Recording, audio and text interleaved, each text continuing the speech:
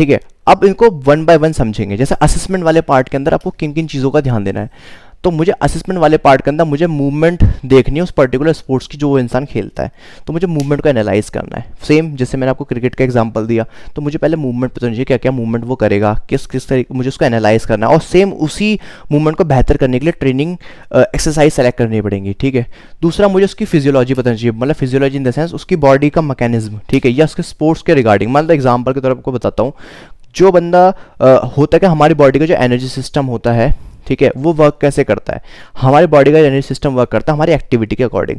जब हम बहुत ज़्यादा हाई इंटेंसिटी एक्सरसाइज करते हैं तो हमारी ग्लाइकोलाइटिक सिस्टम वर्क करता है, जिसके अंदर हमारी बॉडी ग्लूकोज से एनर्जी लेती है। जब हम लो इंटेंसिटी एक्सरसाइजेस करते हैं तो उसके अंदर हमारी बॉडी क्या करती है, हमारे स्टोर्ड फैट से एनर्जी लेती है, मतलब ऑक्सीडेटिव सिस्टम यूज़ करती है। तो कहने का मतलब सिंपल सा ये है कि अगर मुझे ये पता चलेगा कि इस पर्टिकुलर स्पोर्ट्स के अंदर इसका कौन सा एनर्जी सिस्टम ज़्यादा वर्क करता है, तो मैं उस हिसाब से उसे ट्रेनिंग कराऊंगा।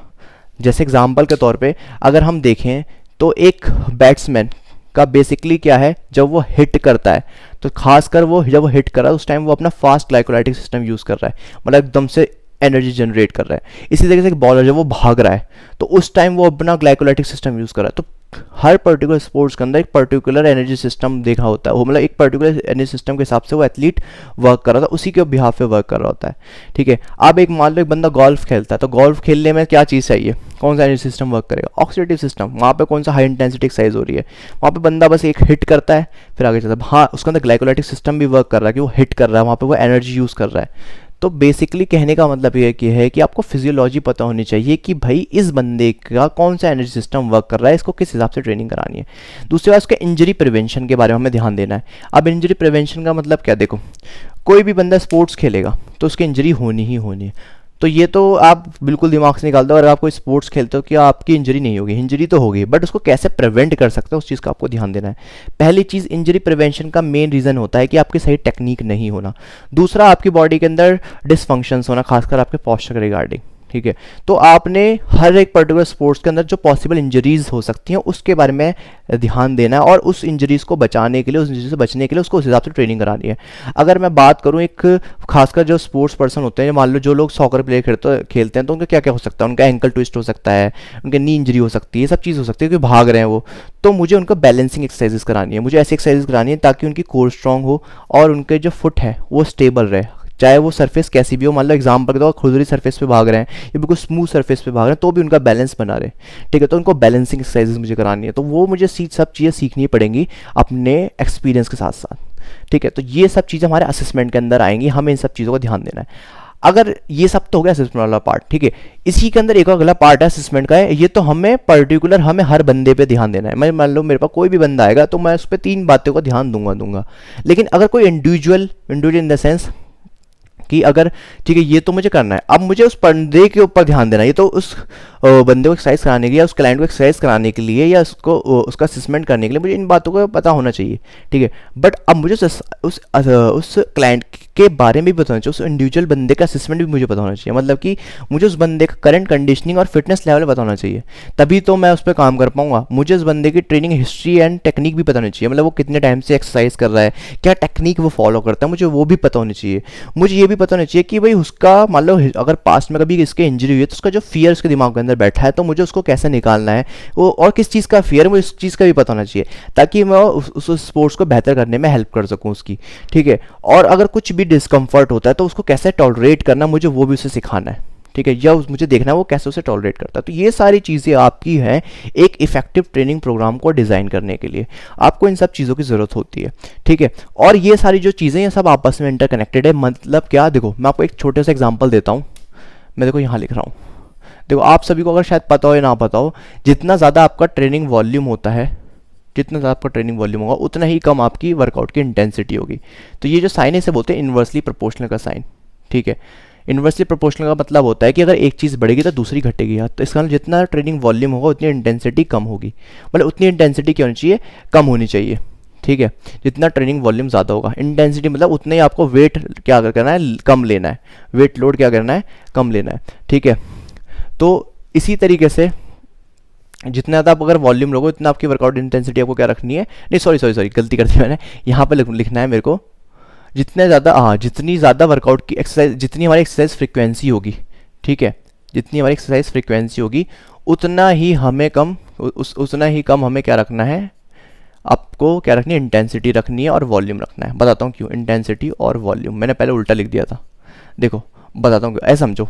देखो एक्सरसाइज फ्रीक्वेंसी का मतलब क्या है कि आप एक पर्टिकुलर मसल को या बॉडी पार्ट को वीक में कितनी बार ट्रेन कर रहे हो। अब जिस वीक बॉडी पार्ट को मैं जितनी बार ट्रेन करूँगा, जितनी ज़्यादा बार ट्रेन करूँगा, तो मुझे उसको उतनी ज़्यादा रिकवरी टाइम देना पड़ेगा। अब मान लो मेरा एक्सरसाइज इंटेंसिटी भी बहुत है, मतलब कि मैं अच्छा वेट भी लिफ्ट कर रहा हूँ और वॉल्यूम भी बहुत है, मतलब सेट नंबर ऑफ सेट्स भी ज़्यादा कर रहा हूँ, तो मुझे एक मसल को अगर मैं इतना ट्रेन करूँगा तो मुझे उसको रिकवरी के लिए टाइम भी तो देना पड़ेगा। तो जब आपके वर्कआउट के अंदर अच्छी इंटेंसिटी, अच्छे वॉल्यूम से आप ट्रेनिंग करते हो, तो उस केस के अंदर आपकी जो एक्सरसाइज फ्रीक्वेंसी होती है वो थोड़ी कम होती है। मतलब कि इस केस के अंदर आपने अगर कोई बॉडी पार्ट ट्रेन किया है तो आपको एटलीस्ट उसके 72 आवर्स देने पड़ेंगे रिकवर होने के लिए, और हो सकता है इससे ज़्यादा भी। तो डिपेंड करता है आपके पर्टिकुलर स्पोर्ट्स के ऊपर और आपके ट्रेनिंग पैटर्न के ऊपर। तो एक्सरसाइज फ्रीक्वेंसी जितना ज़्यादा होगी उतनी ही आपकी कम इंटेंसिटी और वॉल्यूम होगा, मतलब उतना ही आपको कम इंटेंसिटी लेनी है, उतना ही कम आपको वॉल्यूम लेना है। वरना क्या होगा, अगर आप ऐसा नहीं करोगे तो आप ज़्यादा ओवर ट्रेन कर दोगे। ओवर ट्रेन का बेसिकली मतलब ये है कि आप इतना ट्रेन कर दोगे कि आपकी बॉडी रिकवर नहीं होगी और आप बीमार भी पड़ सकते हो। ठीक है, आपकी बॉडी का जो मेटाबॉलिज्म बहुत ज़्यादा सप्रेस हो सकता है, बहुत ज़्यादा वीक फील कर सकते हो। तो ये सब चीज़ों का आपको ध्यान भी देना। तो आपको ऐसे ट्रेनिंग करनी है, ऐसे ट्रेनिंग करानी है अपने क्लाइंट को कि उसकी ये जो सारी ट्रेनिंग वेरिएबल्स है ये आपस में एक दूसरे के बैलेंस होकर चले, ताकि ग्रोथ साइमल्टेनियसली मिलती रहे, बढ़ती रहे, प्रोग्रेसिवली आपको ग्रोथ मिलती रहे। वरना आपका ऐसा ग्राफ जाएगा डाउन जाएगा, ऐसे ग्राफ जाएगा डाउन जाएगा। क्यों? क्योंकि इस केस के अंदर अगर आपकी इंटेंसिटी वॉल्यूम ज़्यादा और आपने एक्सरसाइज फ्रीक्वेंसी भी बहुत ज़्यादा कर रखी है तो आपको इंजरी होने के चांसेस भी बहुत हैं। क्यों?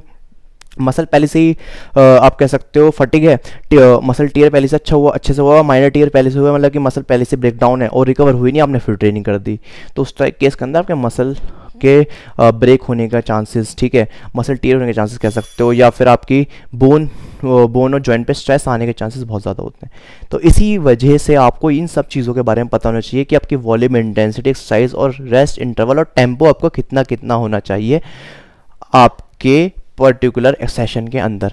ठीक है, तो ये सब चीज़ें सीखने वाले हैं अब अपने नेक्स्ट पार्ट के अंदर। तो आज का पार्ट हमारा यही था, ठीक है, और ये वीडियो आपको हो सकता है 2 पार्ट के अंदर मिले, और ये सेकंड पार्ट है जो मैं अभी करा रहा हूँ, और उससे पिछला था फर्स्ट पार्ट। ठीक है, तो जिसको कुछ भी डाउट हो रिगार्डिंग एनीथिंग, जैसे आपका कोर्स के रिगार्डिंग, ठीक है, या फिर अगर आप चाहते हो जो पेड कोर्स ज्वाइन करना जो हमारे शुरू होने वाले हैं, तो मुझे आप बता सकते हो, मैं आपको उसकी डिटेल सेंड कर दूंगा। बाकी कुछ ही दिन के अंदर विद इन अ वीक आपको इन्फॉर्मेशन मिल जाएगी बैच के रिगार्डिंग। मैं आपको एक चीज़ और बताना चाहूँगा कि जो मैं आपको बैच जो लॉन्च कर रहा हूँ, मुझे काफ़ी लोगों ने फ़ीस के बारे में पूछा, फ़ीस स्ट्रक्चर क्या होगा। मैं आपको सच बताऊँ, फ़ीस स्ट्रक्चर भी डिसाइड नहीं किया। रीज़न मैं आपको बताता हूँ क्यों। सबसे पहला रीज़न इसका यही है कि ये जो कोर्स है ये बहुत बड़ा, बहुत ज़्यादा ह्यूज है, ठीक है, इसको पढ़ने में टाइम लगेगा, और इसी हिसाब से मुझे चीज़ें मैनेज करनी पड़ रही है, इसी हिसाब से उसकी कॉस्ट जा रही है। तो मुझे उस कॉस्ट को इतने रेंज में रखना है कि हर कोई अफोर्ड कर सके, खासकर जो मेरे सब्सक्राइबर हैं वो तो अफोर्ड कर ही सके। तो जब भी कोर्स लॉन्च होगा तो सबसे पहले आपको इन्फॉर्मेशन मिलेगी, और उस इन्फॉर्मेशन जो सबसे पहले जिन लोगों को सबसे पहले इन्फॉर्मेशन मिलने वाली है उन्हीं को सबसे ज़्यादा डिस्काउंट मिलेगा, ये चीज़ याद रखना। बाकी इसके बारे में जब कोर्स लॉन्च हो जाएगा आपको पता चल ही जाएगा। ठीक है, तो ये थी आज की हमारी क्लास, मिलते हैं हमारे नेक्स्ट क्लास के अंदर। Take care, bye bye.